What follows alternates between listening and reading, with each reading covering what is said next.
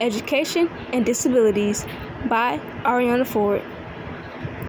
Universal access is defined as people with equal ability to participate in the education system. According to CDC, a disability is any condition of the body or mind, impairment that makes it more difficult for the person with the condition to do certain activities, activity limitation, and interact with the world around them. Participation restrictions.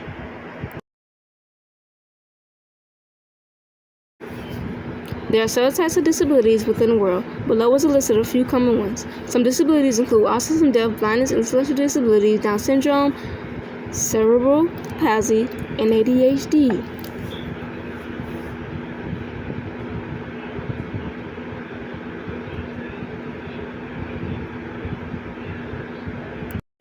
Looking deeper into universal access, the term universal access was derived in the United States as a concern for people with disabilities. The concern was for disabled kids and adults to receive proper education within the school system, along with other normal students. To make this possible, universal education is supported through federal and state governments covering the cost of free and public education.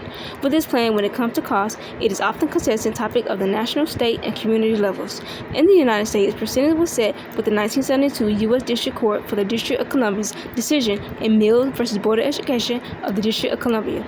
In this case, 7 school-age children with special needs argued that the school board was denying their access to free public education. School boards expressed that the children's exceptional needs, which included mental retardation and mental illness, precluded their rights to be educated for free in the public school system. The board argued that cost of education for them would be too expensive and that would have them remain home.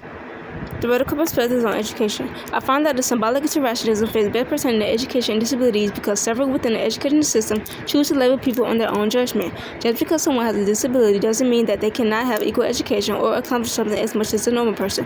Even if the person has a more difficult understanding, they still deserve an education. Symbolic interactionism sees education as labeling theory is seen in action. Like my opinion and statement above, I describe how disabled people are judged and labeled. Labeling with which symbolic interaction concern themselves extends to varying degrees that symbolize completion of education. A term pertaining to a person's skills through certificates and degrees to show that a person is intelligent and successful is credentialism.